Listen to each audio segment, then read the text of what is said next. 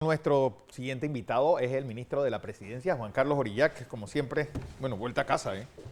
Bienvenido. Muchas gracias, Bernard. Así que, bueno, el tema, pues son varios. Sí. El tema de la ley de la Caja del Seguro Social que se está, pues, manejando, pues, con el tema de este llamado a huelga indefinida que ayer anunció el Suntrack. Bienvenido, ministro, y buenos días. Buenos días. Buenos días, Fernando. Buenos días a toda la teleaudiencia, Birna. Sí, bueno, yo creo que el tema de la Caja de Seguro Social es un tema ya aprobado, que al final se discutió por mucho tiempo. Todos los sectores, todos los gremios tuvieron la oportunidad a nivel nacional de haber hecho sus consultas. Pero lo más importante, desmentir las falsedades que se están diciendo. Primero, esto no es un proyecto de ley, una ley, porque ya es ley, que afecta a ningún educador, en lo absoluto. No se sube la edad de jubilación y realmente lo que fortalece es el sistema de la Caja de Seguro Social.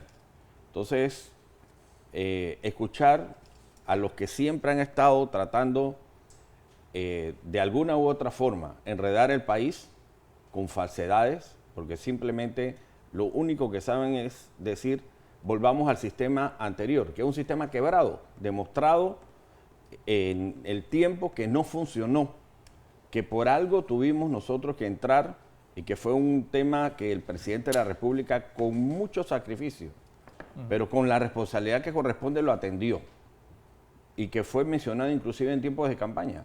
Entonces, yo creo que la población está clara y sabe que el tema de la Caja de Seguro Social era un tema que había que abordar, que era necesario y que obviamente las administradoras de fondos, las instituciones financieras internacionales, las calificadoras, todas estaban pendientes de cómo íbamos a nosotros como gobierno a administrar algo o llevar a cabo un proyecto y que fuese aprobado que debió haber sido atendido hace más de 10 años atrás y no se hizo. Entonces, sentarse ahora a definir que estoy en contra de un proyecto, de una ley, perdón dicho, que al final de cuentas no afecta en nada y muy por el contrario, lo que hace fortalecer la Caja de Seguro Social, no tiene ni pie ni cabeza. Mire, y precisamente hace escasos minutos, ministro, conversábamos aquí con el economista René Quevedo y él nos decía precisamente las perspectivas de cómo estamos en estos momentos moviéndonos económicamente en el país y de verdad que las cifras no son tan halagadoras.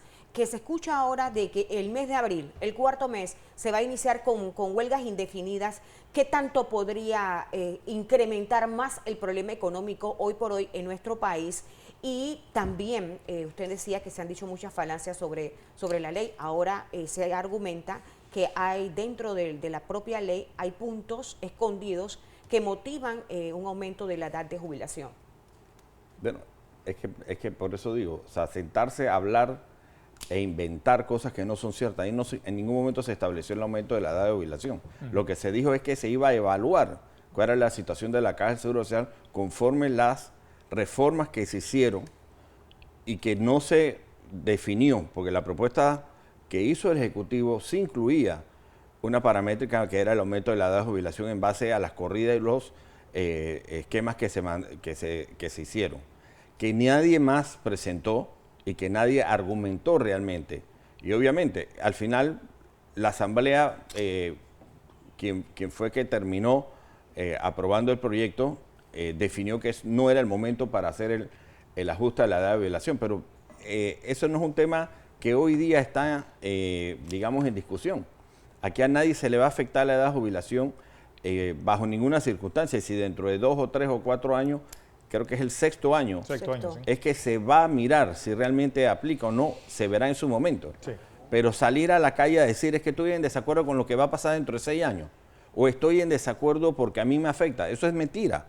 La población tiene que saber que estos dirigentes, que son, inclusive son parte de los culpables, porque muchos de ellos han estado en las juntas directivas de la Caja de Seguro Social y no han promovido nada positivo en cuanto a la Caja de Seguro Social. Hoy día la Caja de Seguro Social, con la nueva ley, permite la capacidad de poder administrar mucho mejor. Es más, nosotros inclusive por el tema de salud, Sí. ya hemos hecho algo muy positivo, que es acabar con la mora quirúrgica que tenía gente que estuvo ahí. Yo tuve una experiencia familiar, 180 días para esperar una cirugía cardiovascular. Mucha gente se quedó en el camino esperando eso. Hoy tenemos costos de medicina mucho más económicos. Tenemos ya un hospital pediátrico en funcionamiento. Se empezaron ya a trasladar también al hospital cancerológico. O sea, realmente estamos haciendo las cosas que la población necesita realmente, y lo que le importa. Pero por supuesto, tener la seguridad y la salvedad y la certeza de que el pensionado hoy día va a tener su jubilación asegurada es importante. Y que personas como el caso mío, y que mucha gente también en algún momento siempre tiene la duda, y tú te sientas a hablar con gente que ya hoy inclusive está jubilada, siempre decían la caja de Seguro Social está quebrada. Yo no sé si me voy a jubilar. Bueno, hoy día yo le digo a la población panameña, el esquema de lo que se aprobó nos da esa tranquilidad para nosotros esperar, trabajar y conseguir que obtengamos nuestra pensión de vejez. Ministro, hace un momento estuvo René Quevedo hablando de la economía. Entonces uno se pregunta, bueno, el famoso Chenchen, ¿dónde está? Y uno oye, por ejemplo, hoy 2 periódicos sacan el manejo que han dado en la Asamblea de las partidas 172 y 150. Es decir, y hablan de cientos de millones. Es decir, aquí se habla con una facilidad de millones y millones y millones. Preguntaba hace un momento René Quevedo, 18.000 millones de dólares, pues y pasamos de los últimos años a pedir 3.200 millones de dólares por año, y ustedes recibieron el gobierno lleno de obras inconclusas. Pues pasó lo del IFARU, y ahora son los pobres muchachos que necesitan becas los que no van a poder obtener becas. Terrible. Aquí se daban pues alegremente auxilios a gente que iba a estudiar francés a la Universidad de Panamá. Y uno dice, bueno, es decir, ¿cuándo por lo menos van a aparecer los culpables de todas estas situaciones? De este desfalco que ha habido en estos últimos años, para que ese Chenchen vuelva hacia donde debe ir, y que pues el Toco Castillo no haya quedado en Tucos. Lo que pasó con el Mariano Bula, que es una verdadera vergüenza, ve esa ruina en el medio de Colón.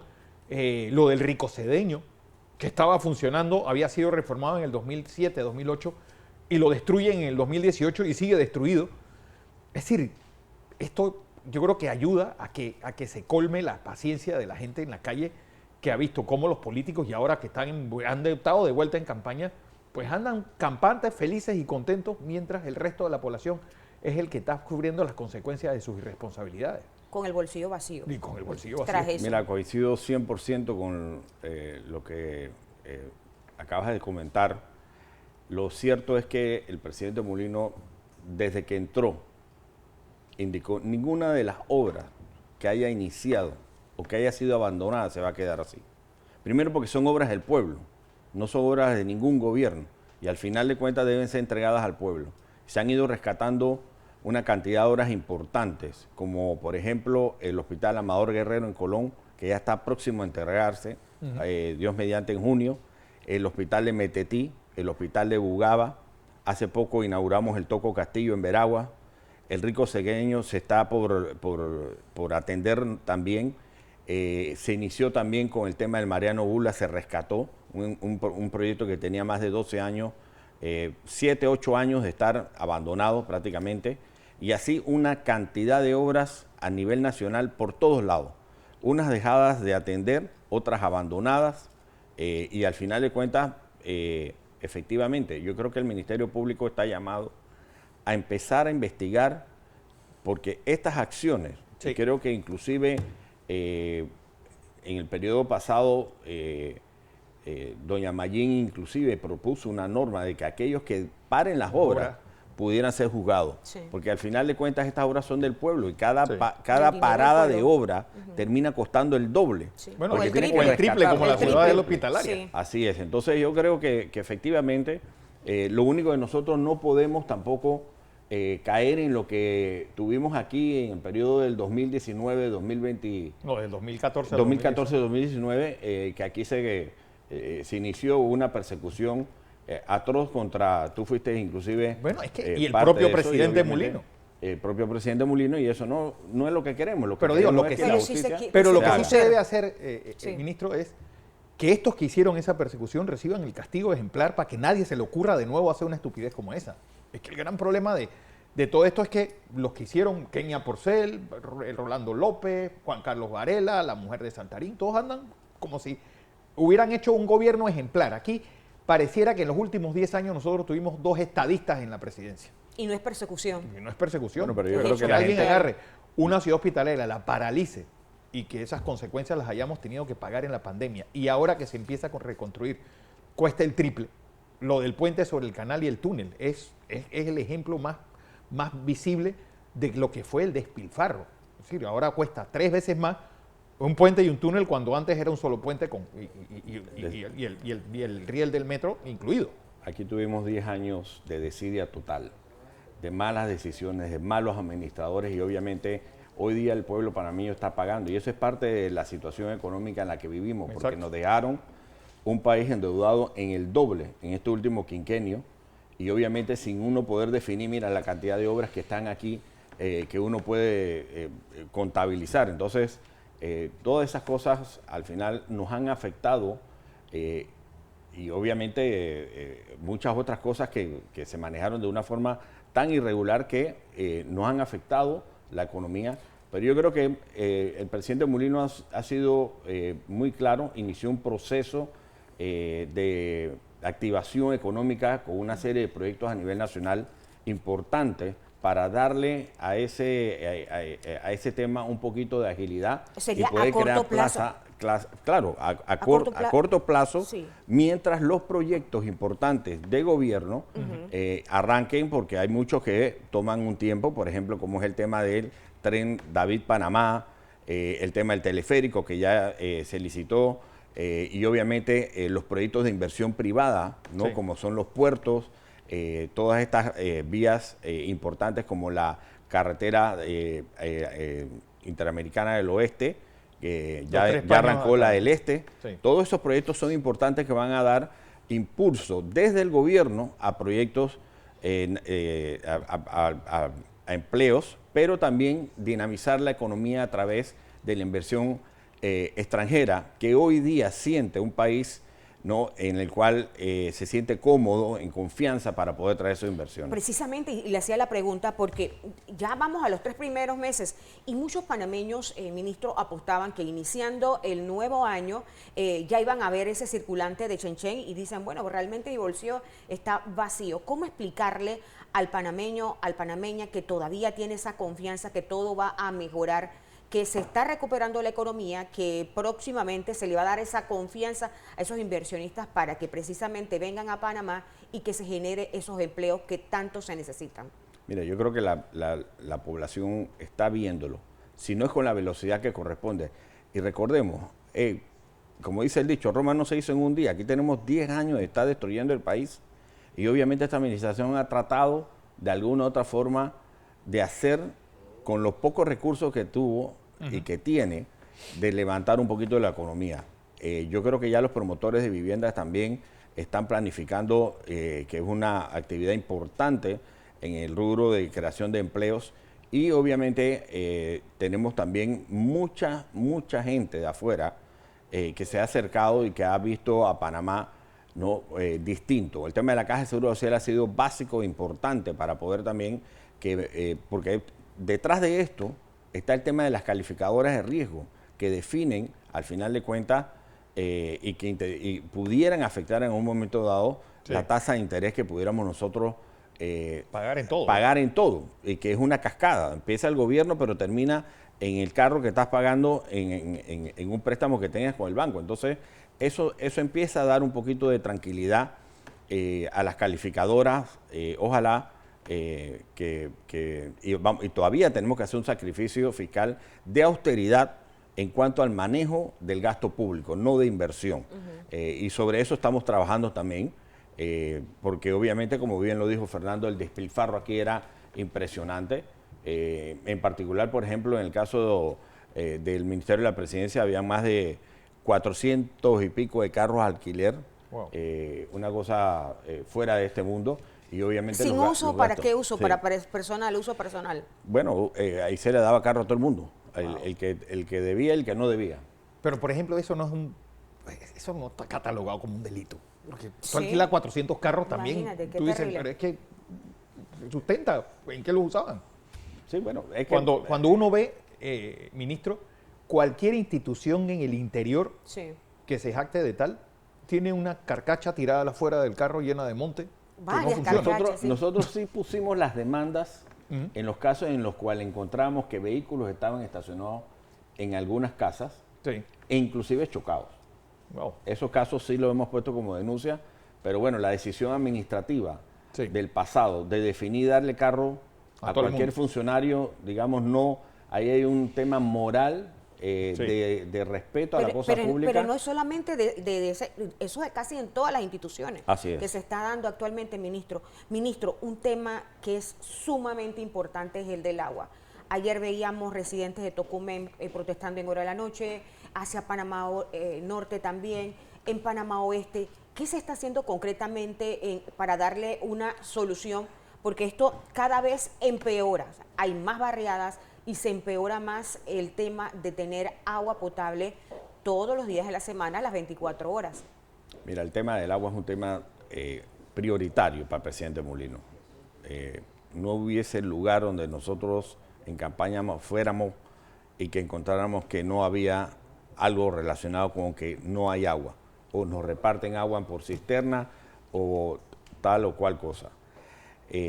Aquí se están haciendo ahorita mismo ya alrededor de, en una planificación, Sí. ¿no?, entre el Ministerio de Salud, que maneja el tema del agua en las áreas rurales, Sí. y el IDAN, que maneja en las áreas urbanas, alrededor de 400 pozos, que es una medida, digamos, para mitigar las situaciones que corresponden a la distribución de agua, que es más complejo, porque Sí. aquí hay un tema de simplemente hacer una planta de potabilizadora y tener la lista ahí, no va a dar una solución si no tienes las redes de distribución.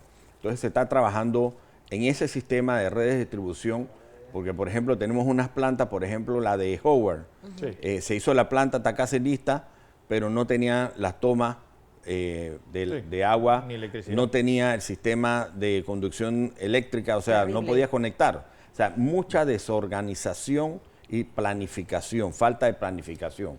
Y así a nivel nacional, con muchas otras cosas, pero el tema puntual del agua, nosotros estamos tratando de darle soluciones, evitando el negociado de los cisternas. Que es y una tratando queja generalizada. Sí. que otra situación más allá, porque también dentro de eso había, como quien dice, un rejuego. Sí. Y al final de cuentas lo que estamos tratando es que, por ejemplo, en estos días, no sé si vieron la noticia, pero la planta de Chilibre Sí. se le está dando un mantenimiento como Fin de nunca se le semana. había dado. Inclusive la malla de protección de la toma se sacó desde que se hizo la planta en 1979. Por allá, Y wow. obviamente hay un proceso de mantenimiento y adecuación de más de 50 y pico plantas a nivel nacional. Pero hablando de agua, el tema de CONADES, que también fue una especie de gran piñata, por lo que se ha averiguado.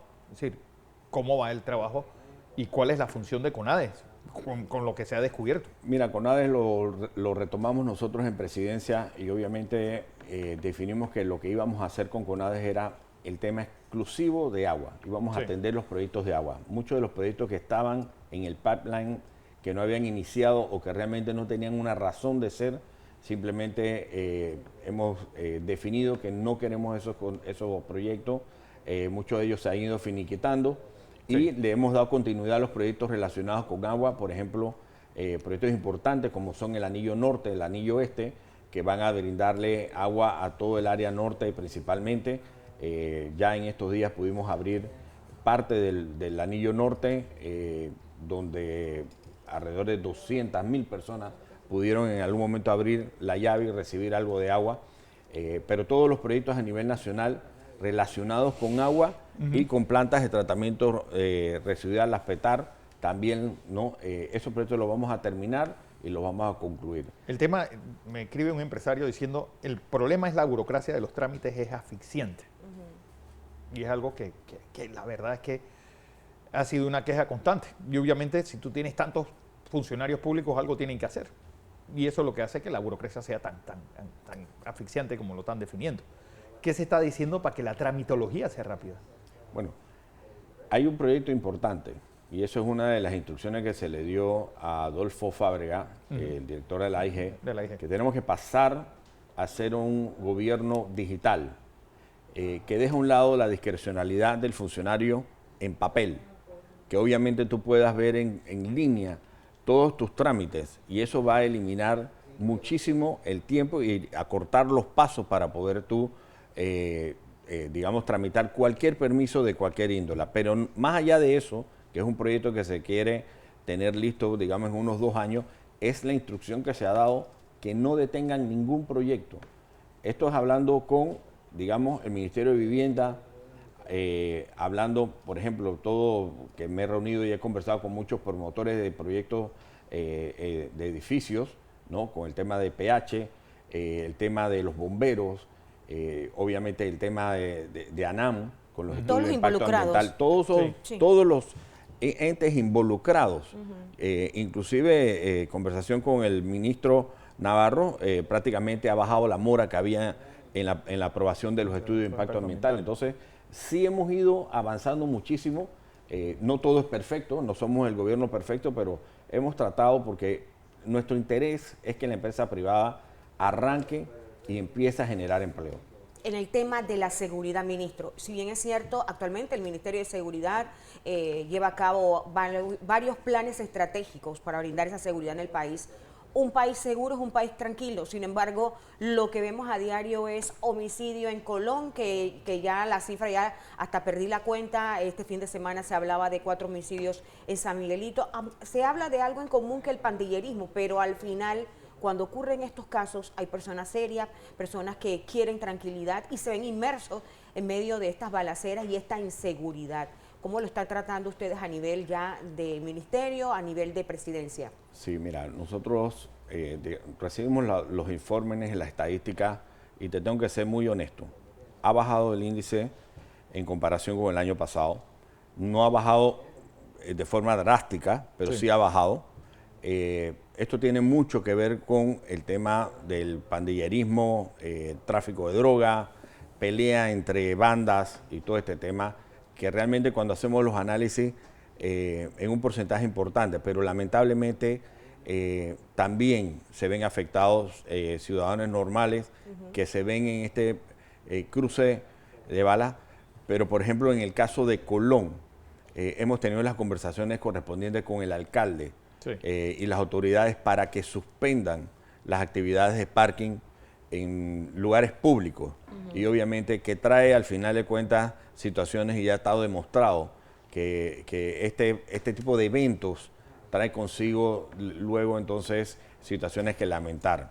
Y obviamente el pie de fuerza está tratando de atender y obviamente no es un tema, digamos, de la noche a la mañana, pero sí se ha ido bajando los índices de robo, de hurto, de homicidios, todos. Yo creo que es importante que el director Jaime Fernández de la policía pueda dar estas estadísticas para que pueda la población entender, aunque al final Crónica Roja te termina definiendo, porque cada vez que ves de repente un asesinato, no importa, es un ser humano, si era de una banda u otra, al final de cuentas y la cifra, es una persona que fallece y la cifra se mantiene. Sí, no, y al final la gente no lo ve porque, bueno, el año pasado para este mismo tiempo por mi sector era más bajo los casos, en este caso delictivos, pero sí se habla y se urge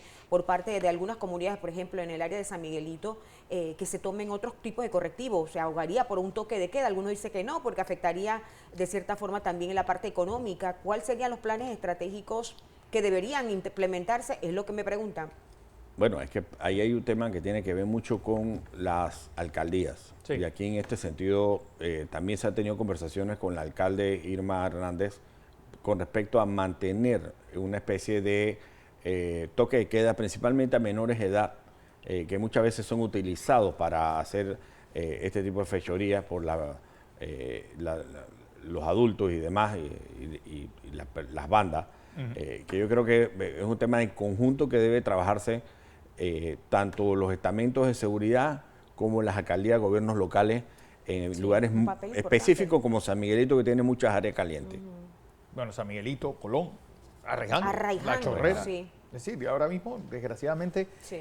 la crónica roja, obviamente, desempleo más los movimientos estos sociales que hay, Sí. todo esto lo único que está provocando es exacerbar pues, a la población. Ministro, gracias por estar con nosotros. Gracias. Pues varios temas que tocamos y con el ministro Juan Carlos Orillac.